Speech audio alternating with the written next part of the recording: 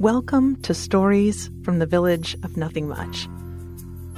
Like easy listening, but for fiction. I'm Kathryn Nicolai. I write and read all the stories you'll hear on the Village of Nothing Much. Audio engineering and sound design is by Bob Wittersheim.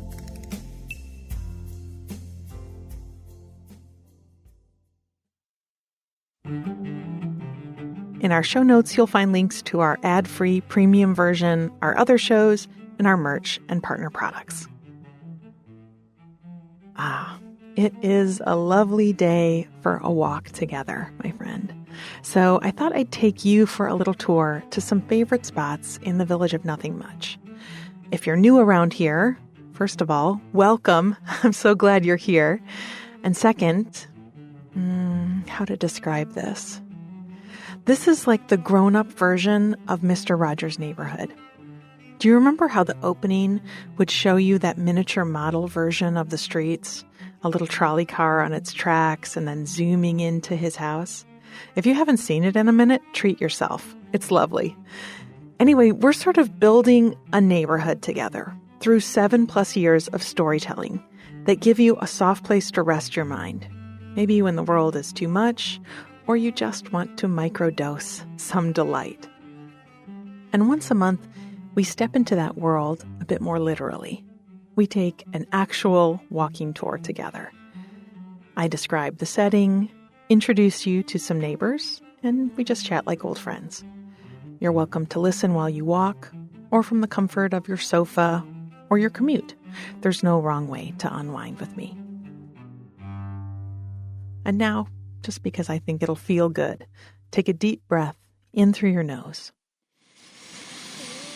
and sigh out. Do one more. Fill it up and let it go. Good. Lavender Farm and Orchard Walking Tour. Ooh, there is a bit of nip in the air today, isn't there? I'm not mad about it. It's been a wonderful summer here in the village, but I just get so excited when the leaves start to change and the temperature drops. What's that Fitzgerald quote? Life starts all over again in the fall. It does feel that way. The summer heat and humidity make me a bit lazy, which I'm not embarrassed about. I am pro-lazy. But then when the air is crisp and the humidity dries up, I just feel so full of energy and ready to go out and do things again. So I'm glad you're up for joining me today. We'll take a little walking tour of two of my favorite spots in the Village of Nothing Much. And since we're really just in that in-between space, between summer and autumn, I thought we'd start here at the Lavender Farm. It's the tail end of their harvest, but there is still plenty to smell and see and enjoy. So let's get out of the car and we'll head down this gravel path and get lost in some lavender. I lived in the village for a long time before I stumbled on this place. I was out on a drive and I spotted their small sign. I could have missed it so easily. Even then, I had to turn around twice to find the driveway. There were just a couple of cars in the lot, kind of like today, and I wandered among the gardens for a while before I found the shop and the drying barn. I was a little worried that I was somewhere I wasn't supposed to be, but I think this little family-run farm, it's just low-key. If you're meant to find it, you'll find it. Let's take this little turn to the right. And you'll see right over there all the fields of lavender. Wow. They stretch out for acres. Neat rows of bushes, a wave of silvery green and purple, and even a little bit of white in that variety over there. Let's start with this patch. This is English lavender. And for me anyway, that's the most familiar variety of lavender. The scent is sweet, a little soapy, comforting, floral, but just a tiny bit sharp. And here, they don't mind if you pluck a few stems. These bushes are taller, more narrow, and their stems grow long, deep blue, purple flowers. I'm going to pick one long, thin branch of it to tuck into my hair. I don't think I'm too old to be a girl with flowers in her hair. And then I always do this. I just rub a few flowers between my hands, kind of gently. I'm not trying to break them apart, just to release some of their oil and scent. And then I bring them up to my face and, oh, gosh, that is so good. I always think about people long, long ago, like eons ago, who would have smelled different herbs and leaves and had an instinctual understanding of how to use them. Like, I think any medicine-minded forager would immediately know this is some kind of remedy. It calms and soothes. And I've always felt like it opens my sinuses a bit.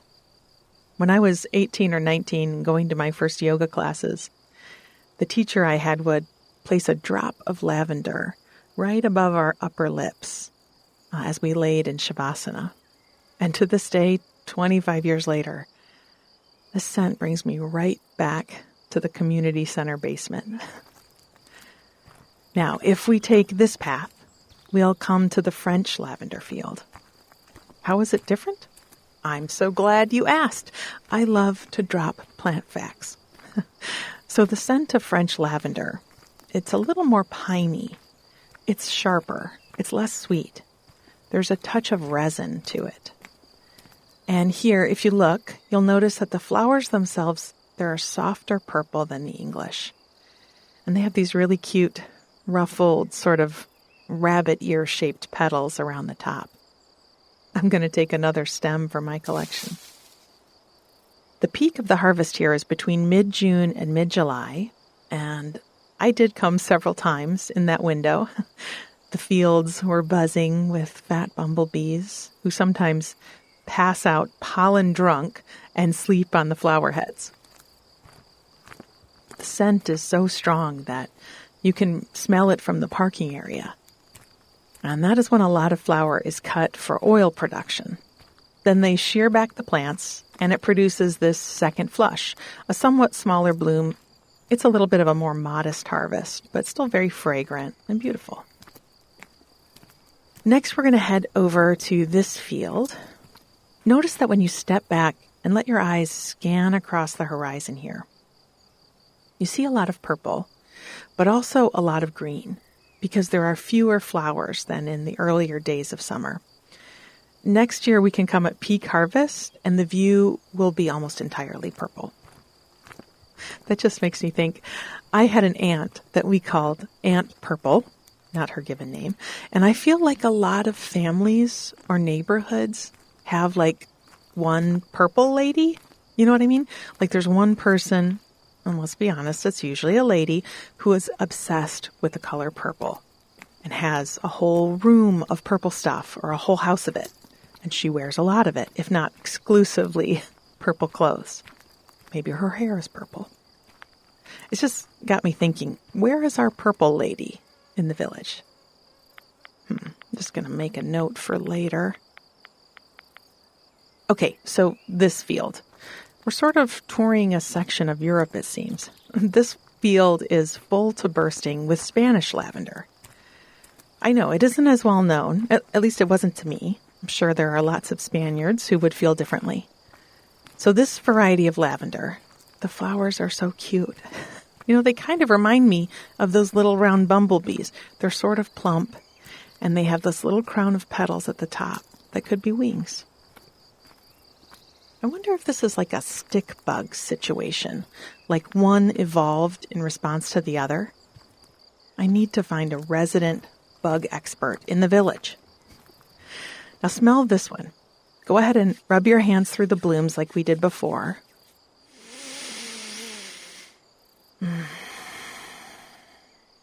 Still so good, but it's a little more medicinal, I think.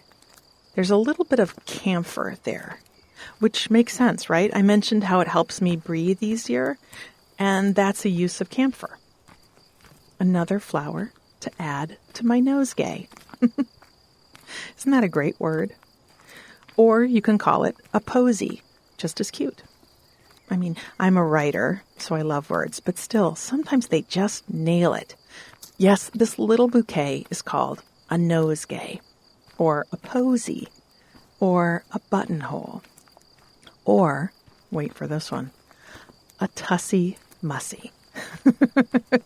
You knew you signed up for this, right? Well, it's too late now. We have one more field to walk through. Let's follow this path around to the left. This last style of lavender is a rare one. It's called white lavender, but I prefer the variety name just because it's more creative. This is called Arctic Snow. Beautiful, right? I mean, it's still recognizably lavender as far as the shape of the plant. It's a low shrub with a spray of flowers on long stalks, but the flowers are all white. And the scent, if you come down here, it's subtler. It's less medicinal. We're sort of back to that sweet, flowery scent, but it's not smacking you across the face. And I like my lavender to slap me across the face. This one more politely taps you on the shoulder. One more stem for my little bouquetlet. I made that one up. Now that we have toured the field, let's head over there to the drying barn. Oh, what a dream that place is. I love the sight of a big old red barn on a stretch of farmland. Don't you? There's something comforting about it. And to me, it gives the same energy as a tugboat moored on a riverbank. There's a strong guardian vibe there. A friend of mine years ago said that when he sees a barn in a field that is in the middle of falling down, which can take decades sometimes, he feels like he's seeing a shipwreck brought up from the bottom of the ocean. And besides that being a lovely, dark, romantic image, I kind of felt that in my bones. Gosh, I think we should do a whole Barns of the Village tour one day. Okay, here we are. This one's not a huge barn like you'd find on a farm that needs to shelter horses and goats and store hay and tractors and such, but it's still pretty big. And it is jammed full of lavender. So before I pull this door back and we step in, take a breath of September air to notice the difference.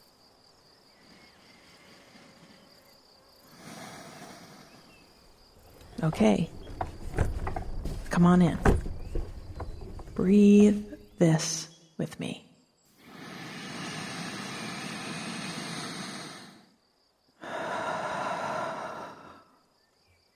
The roof is 2 stories high, and from every square inch, hanging at different heights, depending on how long they've been here, are millions of stems of lavender. Well, maybe not millions, but it feels like that. And the sight is amazing on its own, like looking up into a starry sky on a pitch black night, but the stars are purple and fragrant. And the air in here is a little warm and still, and that makes the perfume that much richer. Now, all of this lavender is used for things like wreaths and sachets and crafts. Some of it is stripped from the flower for lavender sugar. I happen to know they supply the village bakery with some, and it makes really lovely tea biscuits. Speaking of tea, it's also used in that. Both of the village tea rooms have a blend from this farm. Slight competition there. I'm not going to weigh in on which I prefer. No, I will not. Let's just stand here for a few more moments and let the scent permeate our hair and clothes. We can take it home for free. While you're here, try feeling the touch of your clothes on your skin. And bring your breath down into the bottoms of your lungs so that your belly expands as you breathe in and draws back as you exhale.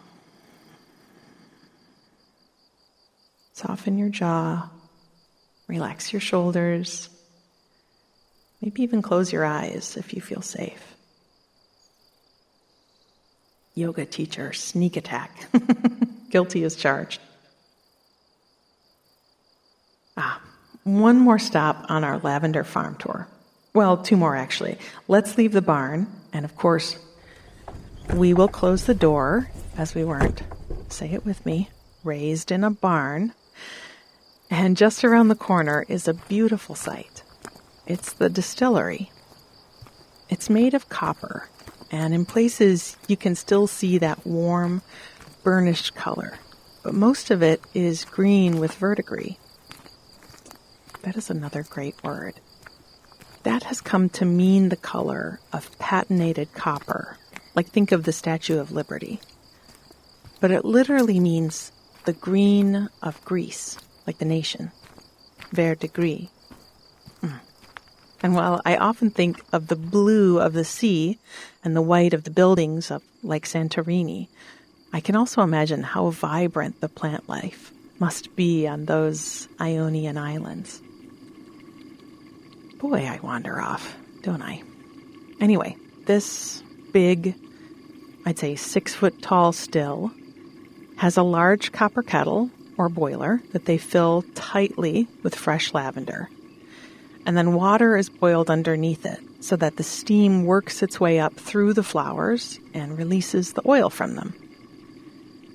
And that oil, which is then trapped in vapor, travels through this coil and into this tank of cold water, where temperature helps free the oil from the vapor. The condensed liquid drips down into this separator, which has a very good name as well. It's called a Florentine flask. Again, they nailed it. The separated oil can then be bottled up, and it is strong and potent. Yes, we can sample some. They have it down in the shop. Let's just continue down this path, and we will arrive there. Their little farm shop. Not much more than a shed that's been fitted out with shelves full of handmade goodies. Come on in. They have oil in different sizes, and they make these labels themselves. They're so pretty. I never understood why oils like this were so spendy till I learned about the steam distillation. And I guess the whole process beginning to end. It takes a lot of work and a lot of lavender to make this little bottle of oil. Here's a sample. You can smell it.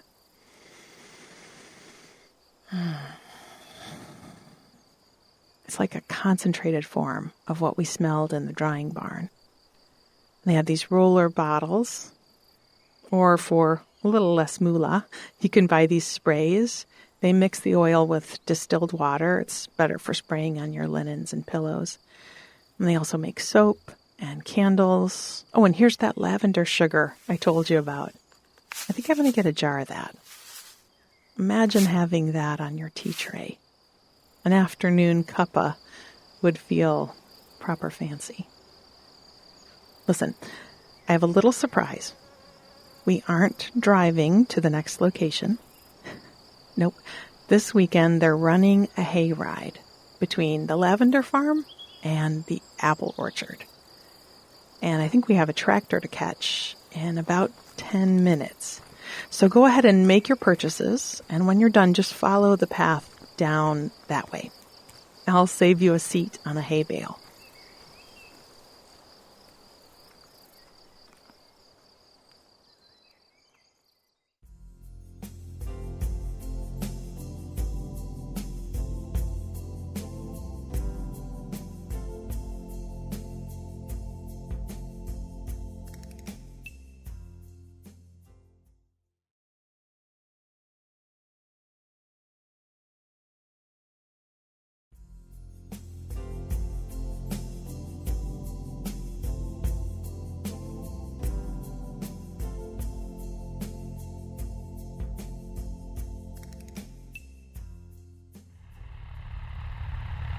I haven't been on a hayride in a while. Forgot how bumpy it is. But I'm having fun. The scent of the hay, after all that lavender, sort of a palate cleanser, isn't it? And look at these fields all around us.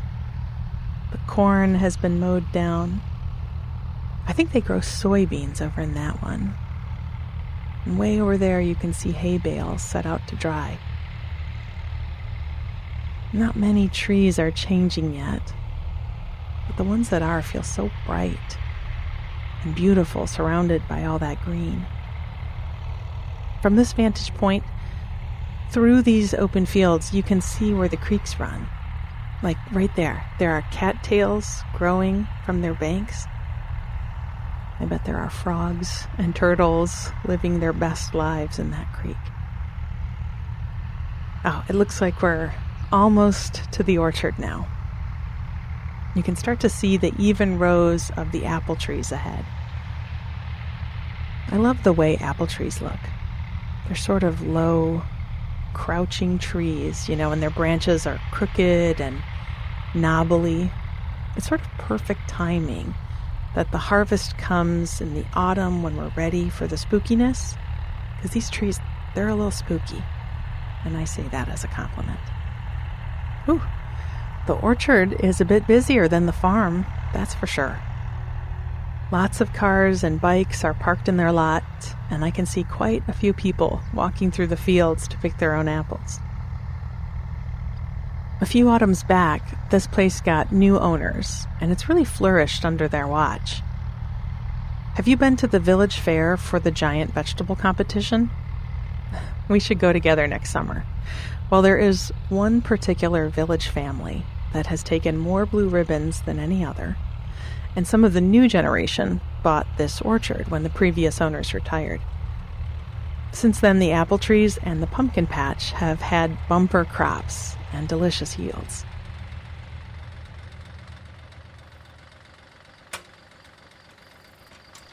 Okay, here we are. Let me help you down from the tractor. I'm so glad there's a breeze today. It starts to feel like fall. I don't have many hard and fast rules in my life, but one that I stick to is that I do not go to the orchard when it is 80 degrees out. I don't want to pick apples with my t-shirt sticking to my back. I want to feel like I need this flannel. And I do. And this is one of my favorite things about this place. These barrels of apples here by the shop doors, they're free. For snacking, for anyone. It's just generosity, and I appreciate it. I'm going to take one. I think this is an ambrosia apple. See how it's almost yellow? And then it blends into this orange-red color like it's blushing.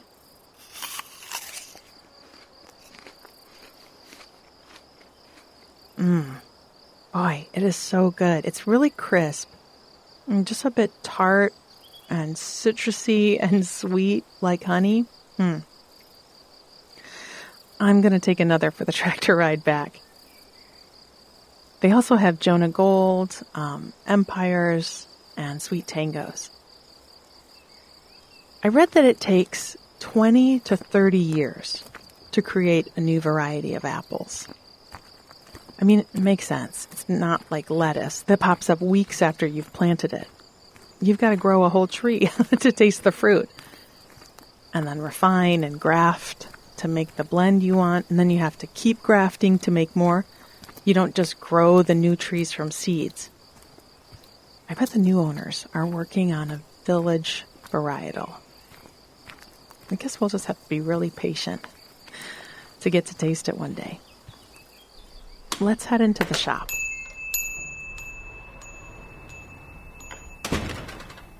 Now, I've been calling this the apple orchard, but that is only one part of what it is. It's also a cider mill, and it's a pumpkin patch. All Burr month things in one place. And in here you can watch one of the antique cider presses work. Let's go into this room. You can tell this old building has seen many apple harvests. Old wood beams in the ceiling and door frames. The floors are sloping and a little bit scuffed. And there's just that good smell of apples and cinnamon. They have a much larger operation in one of the big buildings at the other end of the orchard. This mill is really just for us to ooh and ah at. I've watched it make cider since I was in first grade. They use the less, how should I say, aesthetically valuable fruit for this process. So bumped and bruised, plain old funny looking and well-ripened apples are washed in these big water baths. Then they come down this chute and they pass through into the grinder. This is the mill, in the name cider mill. The apples are crushed into this chunky sort of apple sauce. The technical term is pumice. And that pumice is poured into these trays here, wrapped in cheesecloth, and they're all stacked in this giant press. It looks like it's just about to come down. Watch that spout right there. This is the best part. That is fresh cider. Golden, sweet. It's making my mouth water.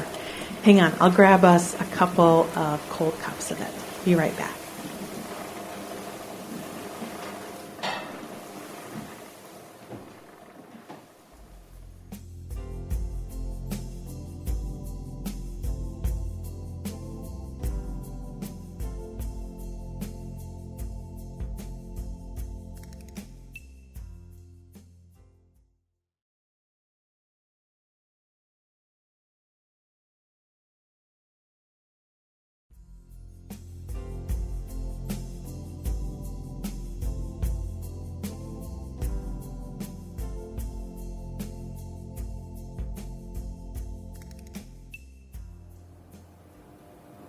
Cheers.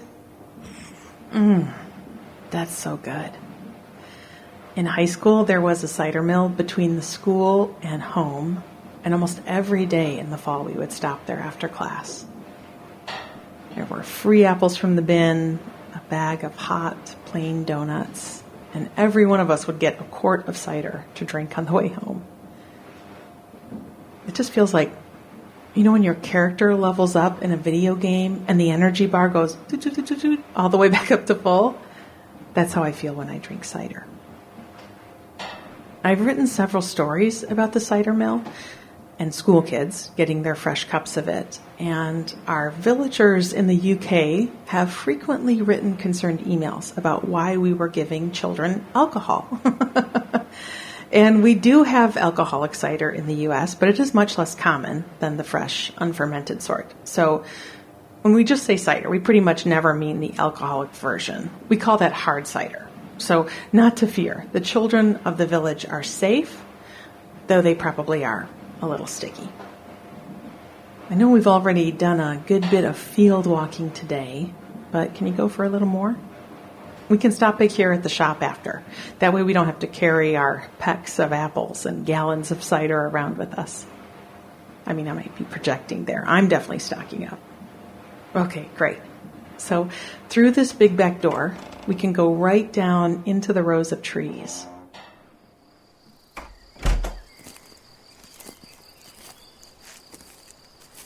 The grass is starting to sound a little different under our feet. Do you notice? It's drying out. It has a little crunch to it. And, oh, there we go. That was an apple falling. I feel like I should say, like, bless you or something to the tree.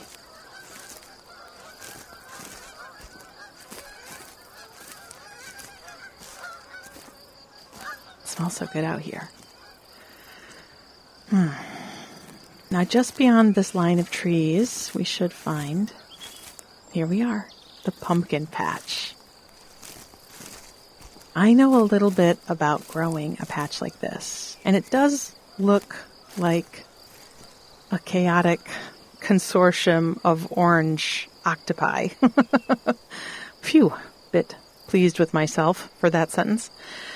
And that's because Each plant needs quite a bit of space to stretch its vines out. And as they go, they get pretty tangly.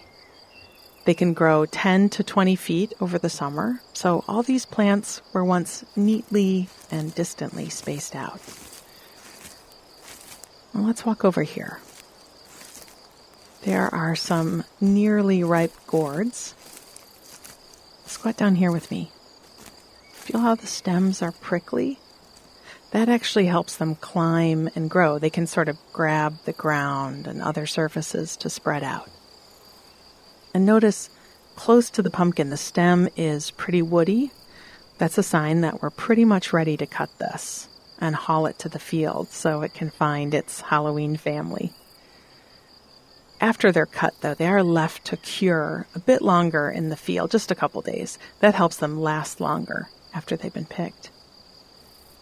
I remember when I wrote the Nothing Much Happens book, available right now in 35 countries, and my editor was helping me work on one of the pumpkin-based stories. And she pointed out that I kept using the word pumpkin over and over again, and we were trying to avoid that repetition, because it can feel awkward to the reader. But there really aren't that many choices for this object. We can say gourd, although that's not quite right. All pumpkins are gourds, but not all gourds are pumpkins. So we really couldn't ever solve that puzzle. Oh, I think that's the bell for the tractor back to the Lavender farm. That's the 15-minute warning. Just enough time to buy some goodies at the shop and climb aboard.